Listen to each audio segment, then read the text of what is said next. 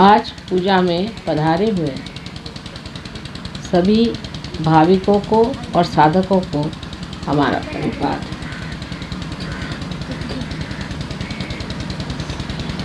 इस कलियुग में माँ की इतनी सेवा, इतना प्यार और इतना विचार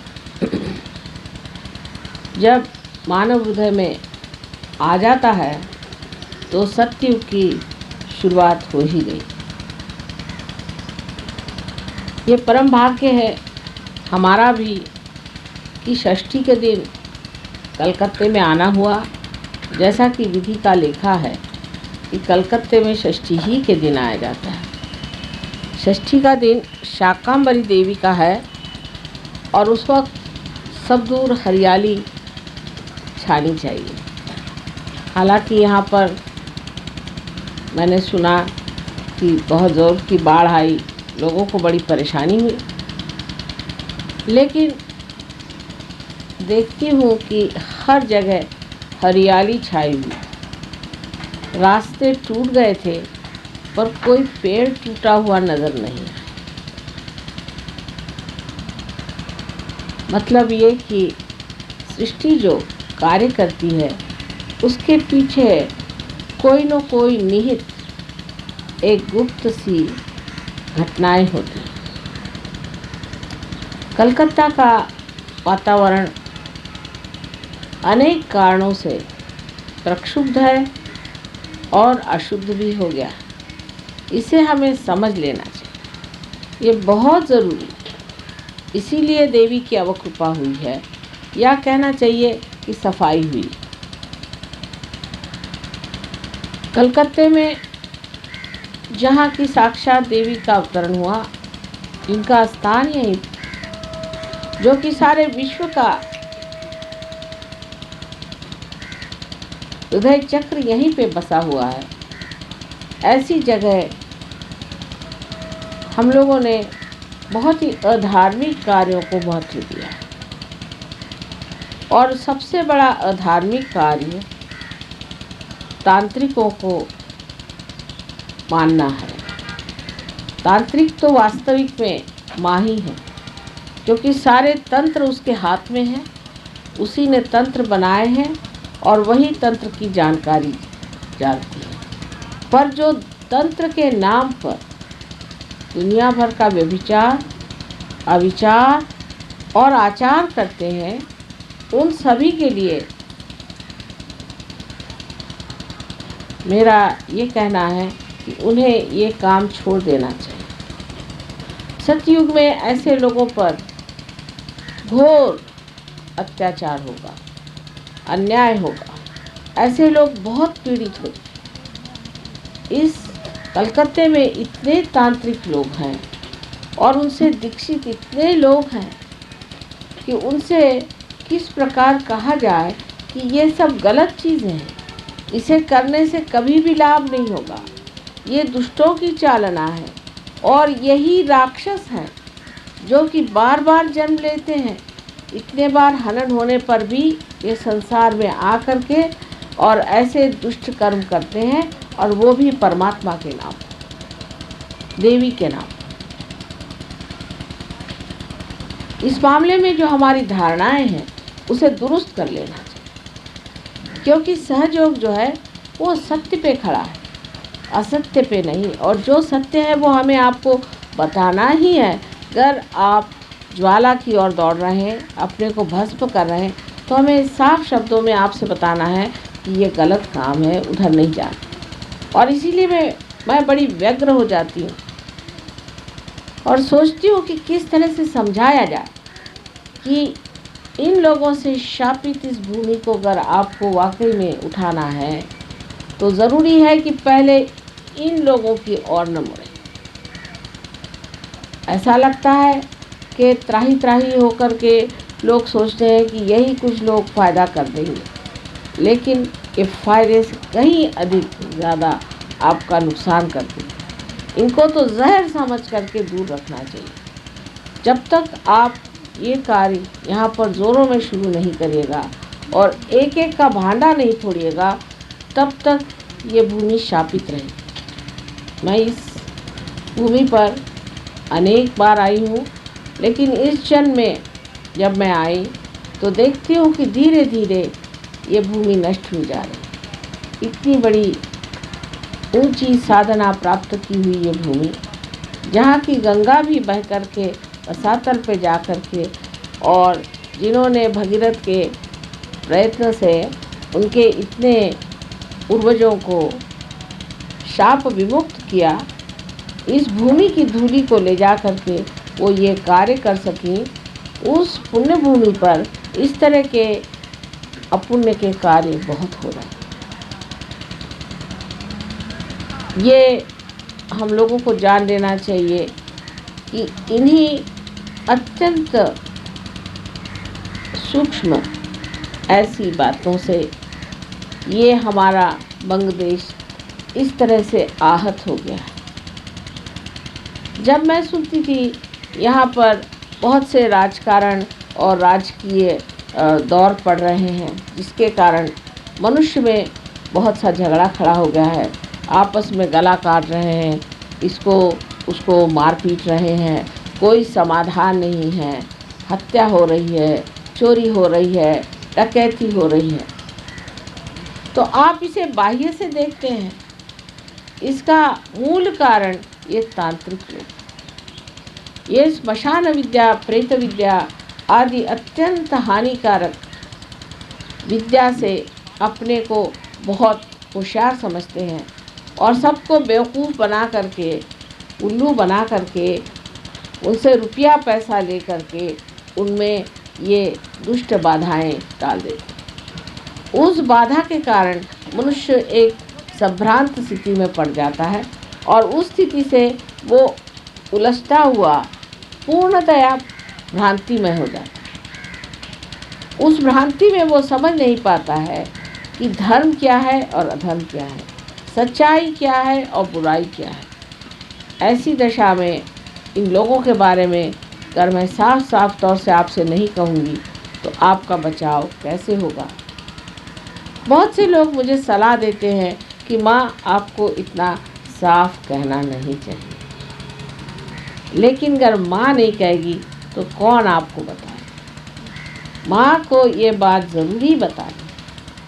क्या आप सोच सकते हैं कि आपकी माँ कहेगी कि अच्छा जाकर बेटा तू सांप के मुंह में हाथ डाल दे? किसी की भी ऐसी माँ इस भारतवर्ष में है जो कहेगी अच्छा ठीक है, ये सांप है, उसके मुंह में हाथ डाल दे? जिनको इलेक्शन लड़ना है या कुछ पाना है वो इस तरह की बातें करेंगे, वो कॉम्प्रोमाइज़ करेंगे, वो समझौता करेंगे। लेकिन एक माँ जो अपने बच्चों से नितांत प्रेम करती है, वो कभी भी ऐसी बातें नहीं कह सकती जो बातें अपने बच्चों के लिए हानिकारक है। और उसे किसी का डर भी नहीं है। ये लोग कर भी क्या सकते हैं? कुछ भी नहीं कर सकते, सिवाय इसके कि जो भूले भटके हमारे बच्चे हैं उनको पकड़ करके उनको सताते।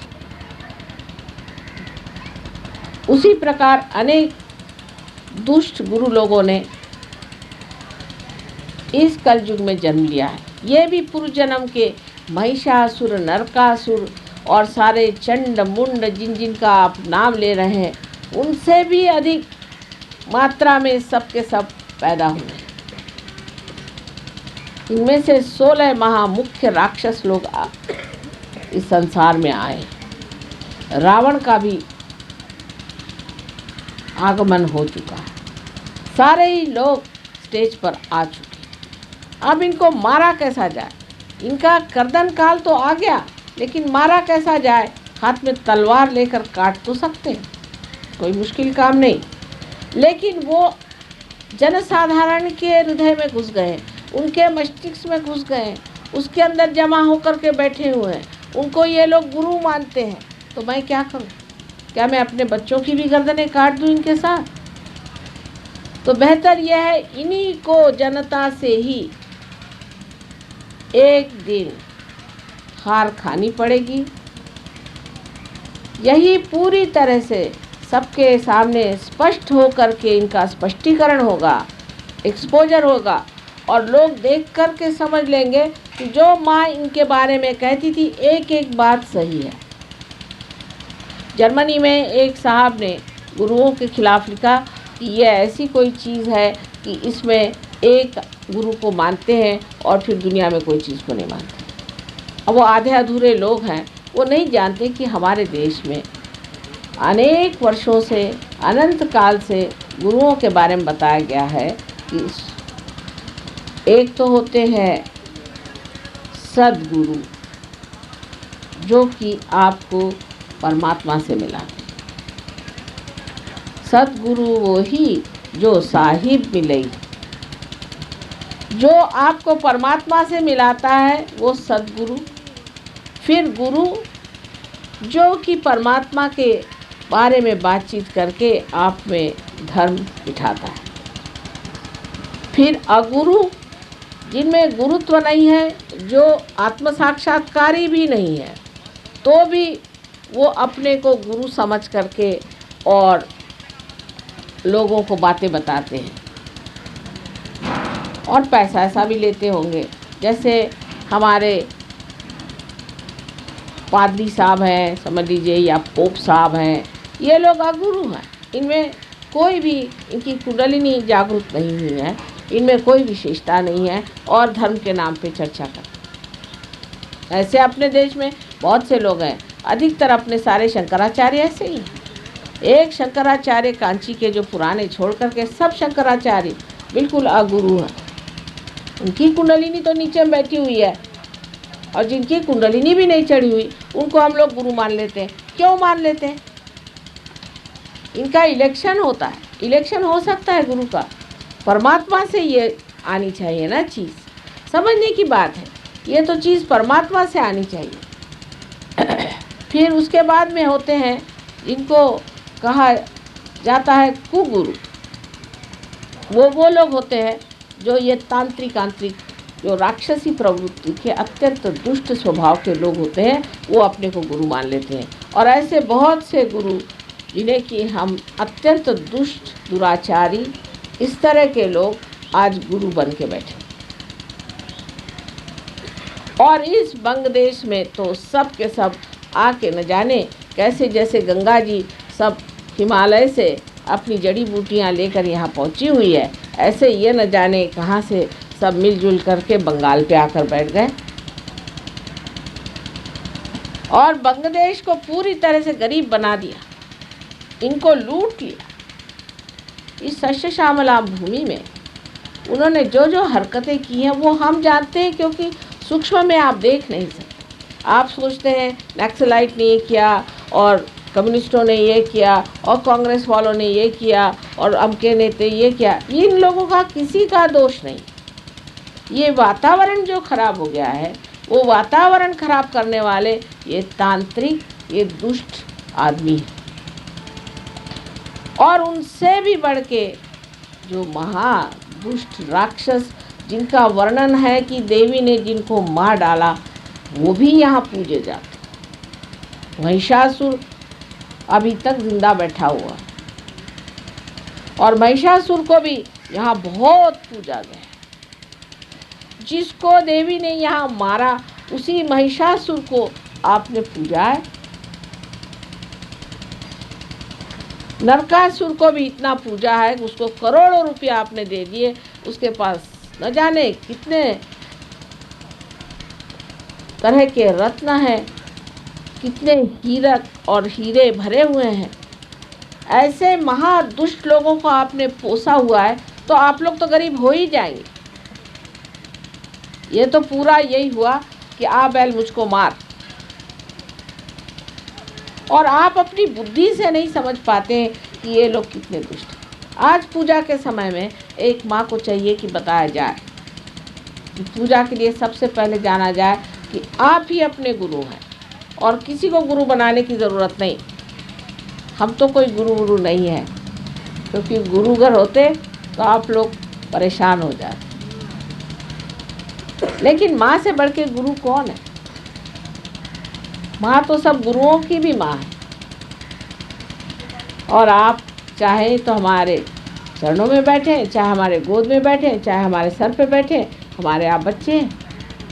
बात और है, तो भी ये बात कभी भी नहीं मानी जाएगी कि कोई राक्षस या जिसे हम लोग कहते हैं कि नेगेटिव पर्सनालिटी वो आकर के आप पे छा जाए।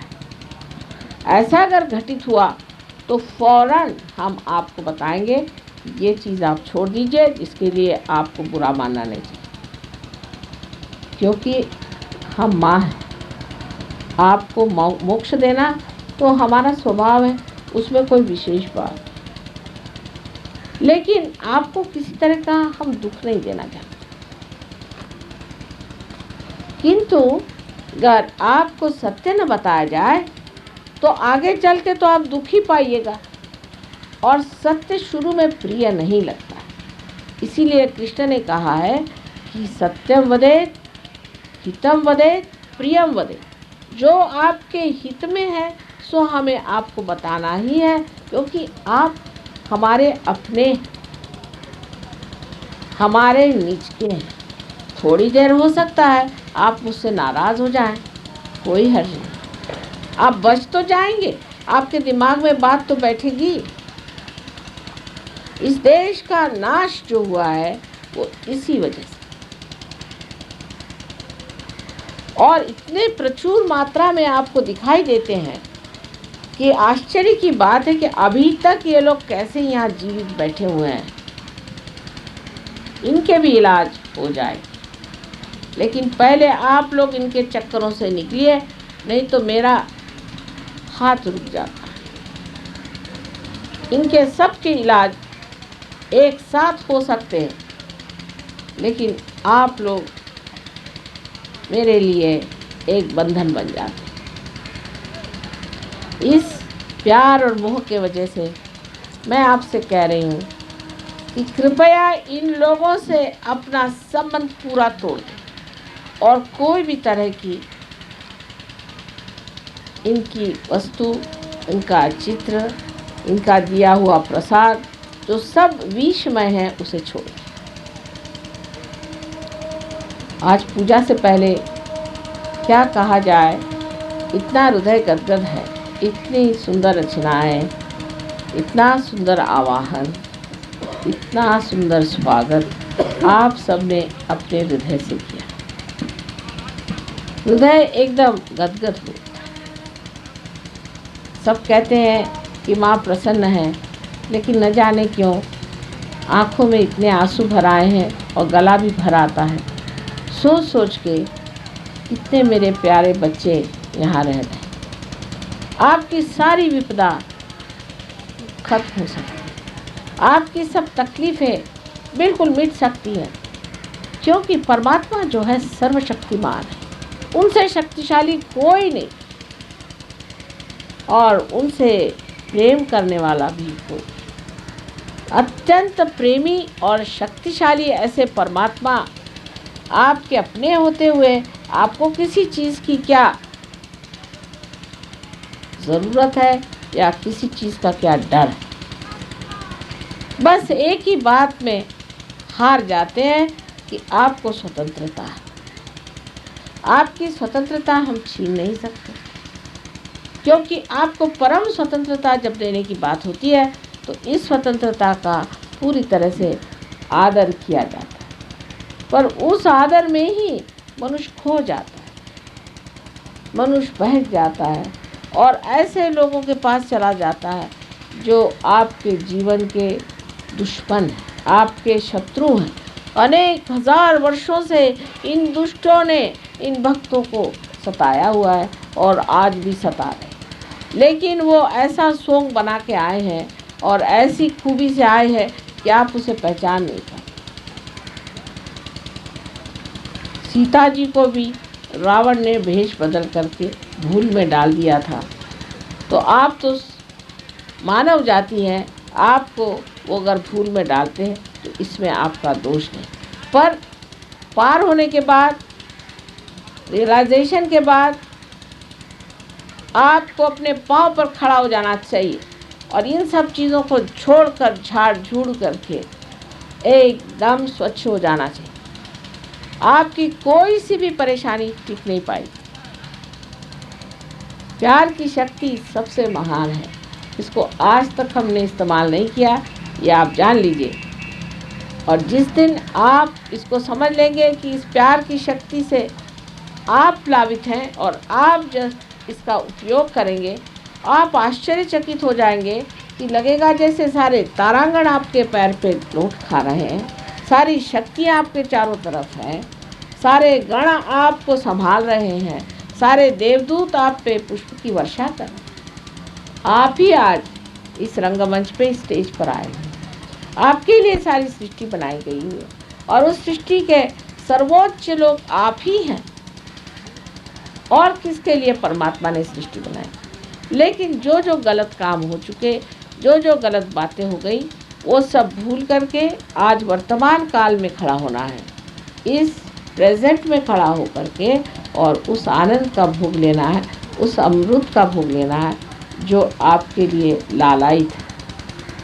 स्वयं साक्षात परमेश्वर चाहता है कि आप उसके दरबार में आए और अपने अपने स्थान पे आसन हो और वो आपको यथोचित आपका आदर करके आपको हर तरह का आनंद प्रदान करे। एक बाप यही चाहेगा और वही वो चाहते हैं और पूर्णतया वो आपके साथ। आज यहाँ जो हरियाली देख रहे हैं हम, बड़ा सुंदर सा रचाया हुआ बाग है, ऐसा ही परमात्मा का बाग है समझ लीजिए।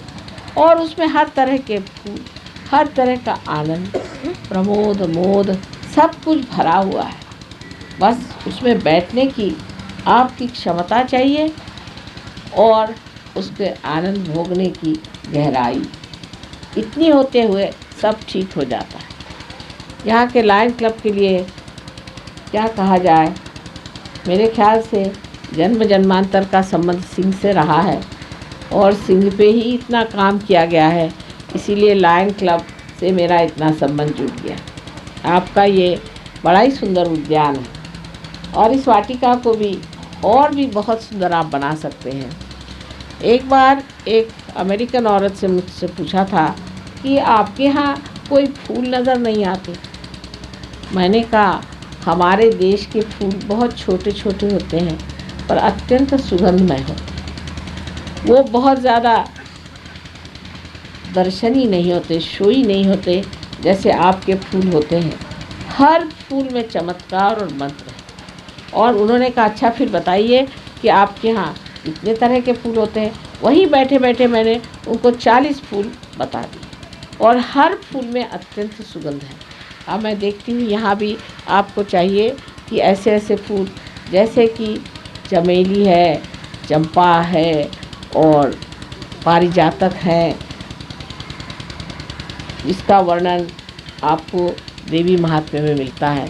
अनेक तरह के ऐसे सुंदर सुंदर फूल हैं, प्राजक्त के फूल हैं, अनंत के फूल हैं। अपने देश में ऐसे अनेक फूल हैं और जिसकी बड़ी बड़ी शाखाएं बढ़ जाती हैं और सवेरे सवेरे देखिए तो सब दूर आंगन में वो छाए रहते हैं। आपने जिसे हम लोग बकुल कहते हैं और यूपी में उसे मौलसरी कहते हैं, उसका भी पेड़ बहुत सुंदर होता है। जासवंदी के अनेक तरह तरह के सुगंधमय पेड़ आप लगा सकते हैं। जापान में एक स्त्री से मैंने कहा कि आपके बाग बहुत सुंदर है, मुझे बड़े पसंद है। कहने सुंदर तो है लेकिन आर्टिफिशियल है, नैसर्गिक नहीं है। और इंडियन किसी भी बाग में जाए तो बड़ी सुगंध रहती है और सुगंध अपने देश की विशेषता, इस मिट्टी की विशेषता। आपको आश्चर्य होगा, हम लोग इसे समझ नहीं पाते कि खस में भी इतनी सुगंध है और हर चीज़ में इतनी सुगंध है। हम लोगों को पता नहीं कि बाहर के देशों में आप मिट्टी में हाथ नहीं डाल सकते, अगर डाल दीजिए तो हाथ में फोड़े आ जाएंगे, ब्लिस्टर्स आ जाएंगे, क्योंकि वहाँ की ज़मीन जो है वहाँ के पाप से तप्त होने के कारण वहाँ चूना है।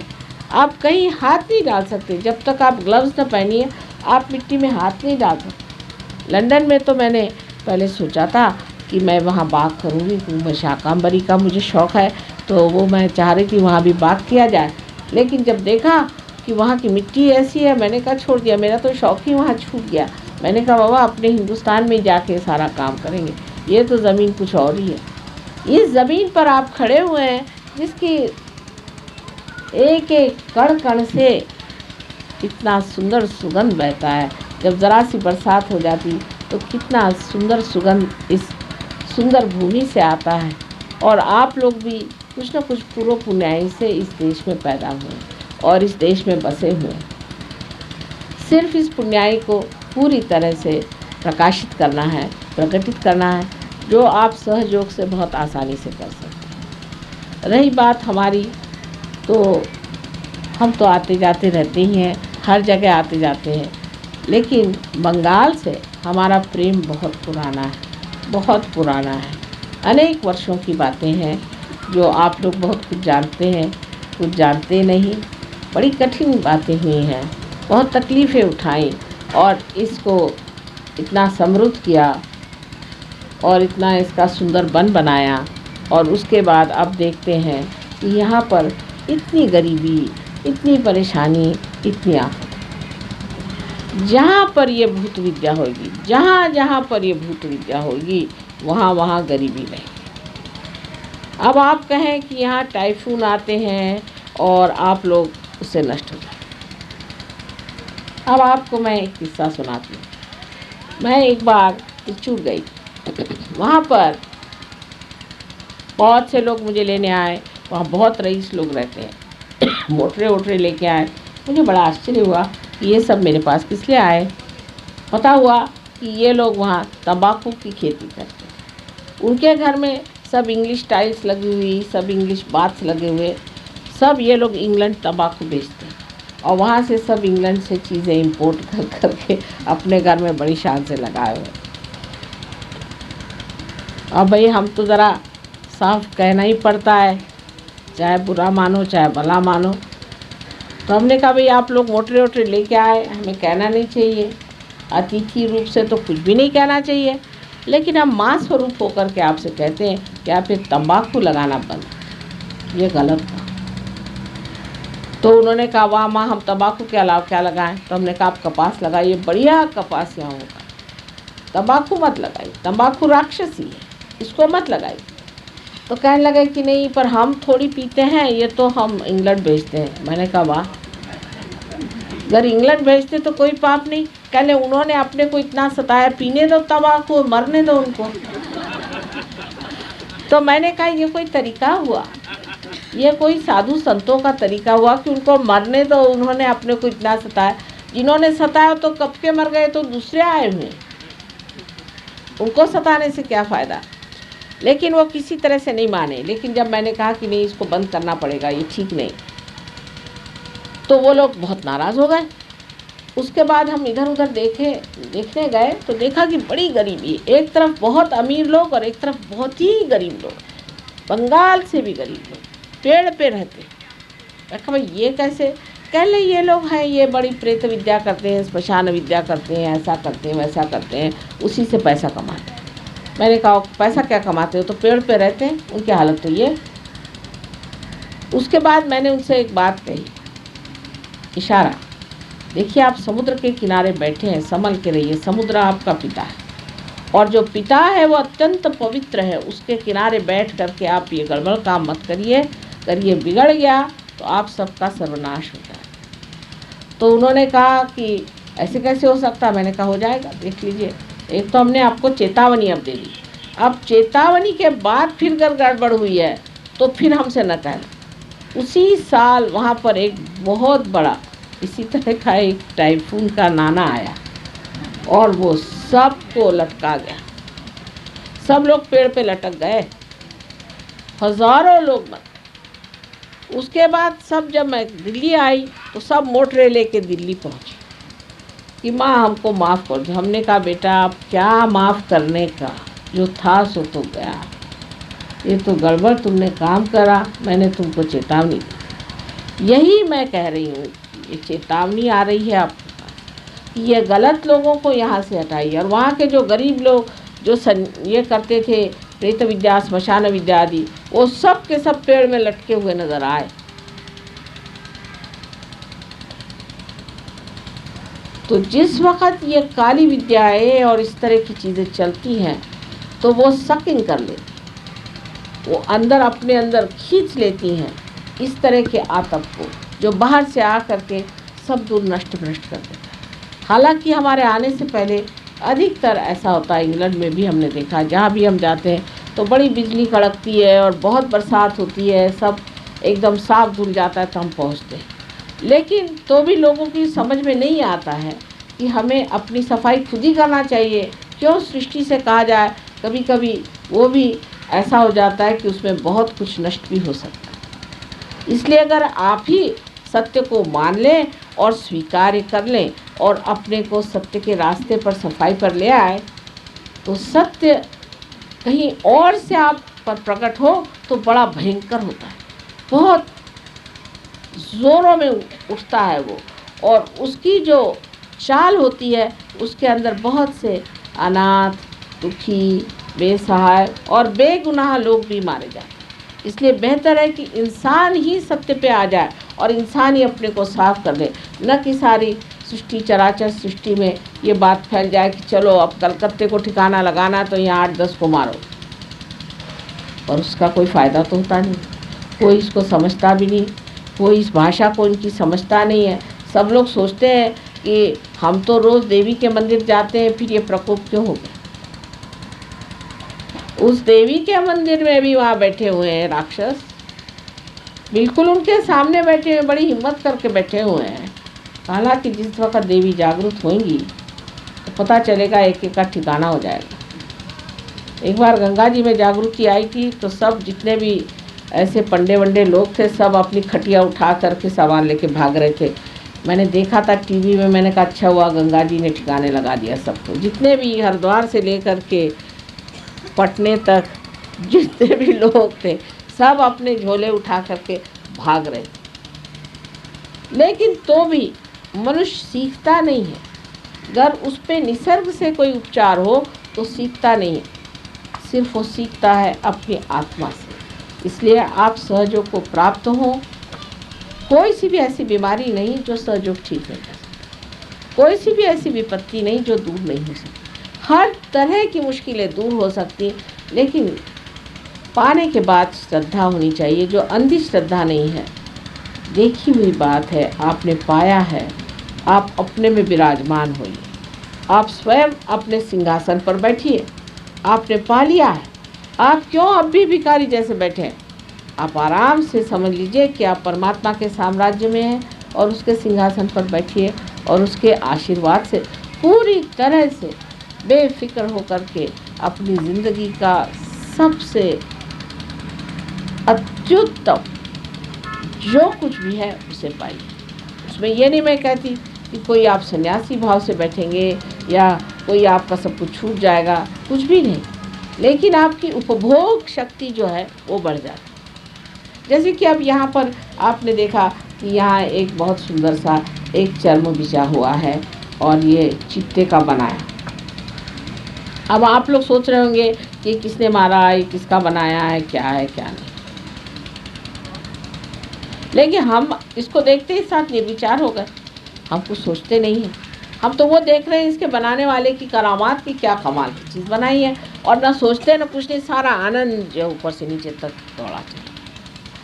तो हम तो भोगता हुए असली ये सुंदर सा बना हुआ है सब कुछ इसके बारे में सोचते नहीं हैं, बस इसे देख भर रहे हैं। और देखते हुए इसका बनाया हुआ जो आनंद है, जिन आर्टिस्ट ने इसको अपने हाथ से बनाया, वो सारा ही आनंद हमारे अंदर झरा चला जाएगा। उसके बारे में कुछ भी नहीं सोचा, कुछ भी नहीं जाना, बस ये बनाने वाले की जो सूक्ष्म शक्ति है जिससे ये आनंद उसने इसमें डाला है, वो सारा ही आनंद हम अपने अंदर ले रहे हैं। तो भोक्ता आप बन जाए, सब चीज़ों का भोग आप ले सकते हैं। अभी तक जो भी प्रॉपर्टी है तो भी हाय तौबा है, जो भी सामान है तो भी हाय तौबा है। इंश्योरेंस में लिखाया, इधर लिखाया, उसके पास लिखाया, बिल बनाया और क्या क्या दुनिया भर की चीज़ें करते रहते हैं, और एक परेशानी की चोर न ले जाए न कुछ हो जाए। हम तो किसी के भी नाम कोई चीज़ हो, अब ये लायन क्लब के नाम है समझ लीजिए, लेकिन हम तो इसको पूरी तरह से भोग रहे हैं।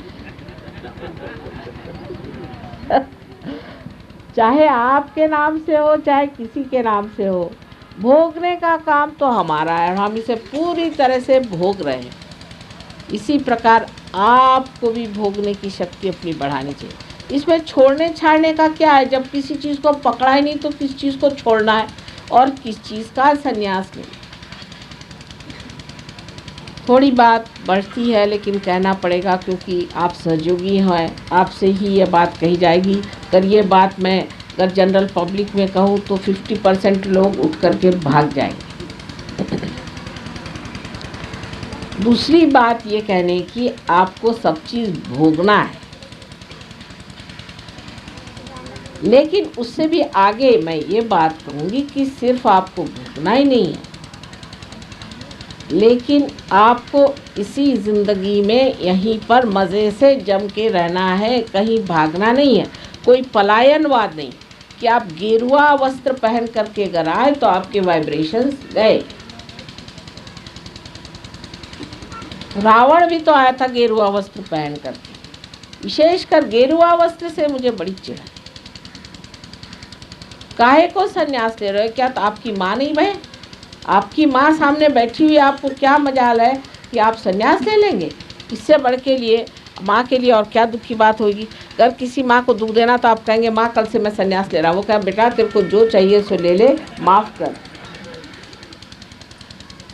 ये समझ लीजिए कि मैं आपकी माँ हूँ और माँ को सुख काहे से होता वो भी समझ लेना चाहिए और दुख काहे से होता। अब दूसरी जो बात है, ये उपास करने की बीमारी जो हमारे अंदर बना दी है, ये बिल्कुल गलत बात है कि आज शनिवार तो उपवास, कल रविवार तो उपवास, किस दिन आप खाना खाते हैं भगवान जाने।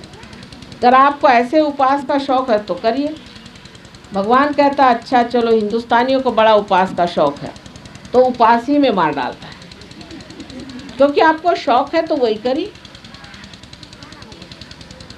लेकिन अगर माँ को दुख देना है तो लड़का कहता है कि माँ मैं आज खाना नहीं खाऊंगा, हो गया माँ का तो सारा दिन खराब गया। बच्चे ने कह दिया कि खाना नहीं खाऊंगा तो बड़ी बुरी बात, उसका तो प्राण निकल गया। अरे बाप रे आज कैसे होगा, मेरी जान गई, अब तो मेरे बच्चे ने खाना नहीं खाया। सारे दिन वो टेक लगा के बैठेगी कि अरे मेरे बच्चे ने खाना नहीं खाया। सारी दुनिया को बताएगी, पेड़ को बताएगी, पत्तों को बताएगी, सबको बताएगी मेरे बच्चे ने खाना नहीं खाया। और इस देश में मैं देखती हूँ जो देखो वही उपवास करता है। तो मैं तो मेरे समझ नहीं आता कि मैं क्या करूँ, मैं कैसे समझाऊँ। बाबा क्यों ऐसा कर रहे हो? आराम से खाओ, आराम से पियो, लेकिन पीने का मतलब गलत नहीं लेना चाहिए।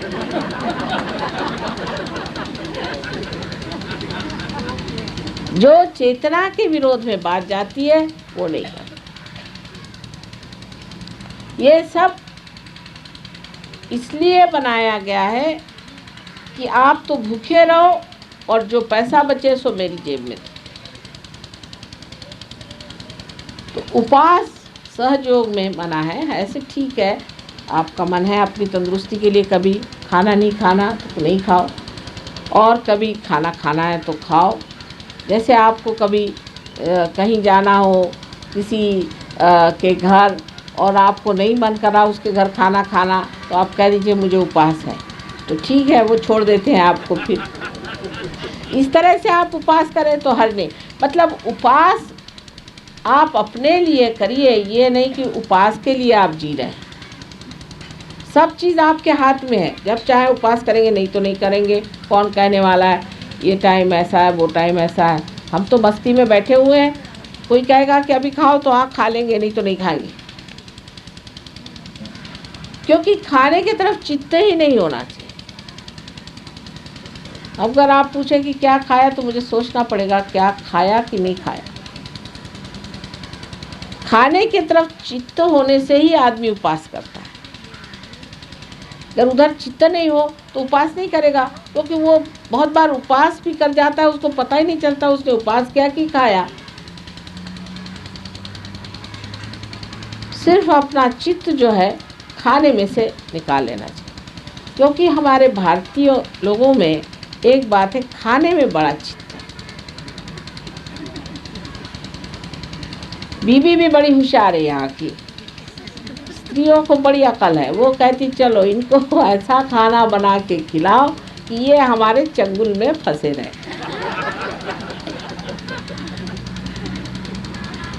कहीं भी जाएंगे दौड़ के घर आ जाएंगे, क्योंकि खाना बनाना हिंदुस्तानियों को नहीं आता, आदमियों को। तो औरतों ने उनको ऐसा बना दिया कि वो खाना तो बना नहीं सकते, और बीवी क्या बना रही इधर ध्यान, तो बीवी इसी पर आपको पटा लेगी, और इसीलिए चित्त हमारा ज़्यादा खाने पे रहता है। पर और लोगों में ऐसा नहीं, जैसे जापानीज लोग हैं, वो देखेंगे कि वस्तु कैसी बनी है, सुंदर है या नहीं, इसमें रूप है या नहीं, खाने पे वो चित्त नहीं रखते। लेकिन हमारा हिंदुस्तानियों का मुख्य धर्म है खाना, कि कौन सा खाना बना है आज घर में, या किसी ने कहा भाई मेरे घर ये अच्छा खाना बनता, तो पहुंच गए वहाँ सारे मंडली, सीधे गांव भर को पता हो जाता है कि आज कहीं खाना बन रहा है, तो सब मंडली पहुंच गई खाने की। और खाने की वजह से प्यार भी औरतें बहुत प्रकट करती। जैसे हमारी ग्रैंड डॉटर से एक दिन मैंने पूछा कि भाई तुम क्या करना चाहती हो, तो वो मुझसे कह लगे मैं एयर होस्टेस होना चाहती हूँ, और या तो मैं नर्स होना चाहती हूँ। मैंने कहा क्यों? कह ले नानी, इन्हीं दो प्रोफेशन में ऐसा होता है कि आप लोगों को खाना दे सकते। तो औरतों को बड़ा शौक़ है यहाँ की, ये कमाल है, और कहीं नहीं सर, कहीं नहीं है। आप लंदन में जाइएगा तो 3 दिन में आपका आधा वज़न हो जाएगा, वहाँ तो सब बॉयल्ड ही औरतें खाना देती हैं। तो हिंदुस्तान की औरतों में ये भी एक खूबी है कि वो, उनको बड़ा शौक़ है ये बना के खिलाएं। मेरे साथ बड़ा अत्याचार होता है, माँ मैं आपके लिए स्पेशली बना के लाई हूँ रबड़ी, अब मैं रबड़ी खाती नहीं बाबा। तो खाने पीने में हमारा चित्त जो है उसमें भी एक सुंदरता है, लेकिन मैं कह ये रही हूँ कि उससे चित्त ही हटा लेना चाहिए, चित्त हटा लेना चाहिए। तो आदमी उस सूक्ष्म में उतर सकता है, जैसे कि शबरी के बेर श्री राम ने इतने शौक से खाए। उसकी जो सूक्ष्मता थी वो श्री राम ने कैसी पकड़ी, क्योंकि उसके अंदर वो उन्होंने उसका प्यार, उसकी नितांतता, उसका आदर, उसका विचार सब देख करके इतने शौक से उठाया। यही बात हमारे अंदर अगर आ जाए कि हम खाने की ओर चित्त न दे करके और उसके पीछे जो भावना है उसकी ओर ध्यान दे, तो हम सहयोगी हो गए।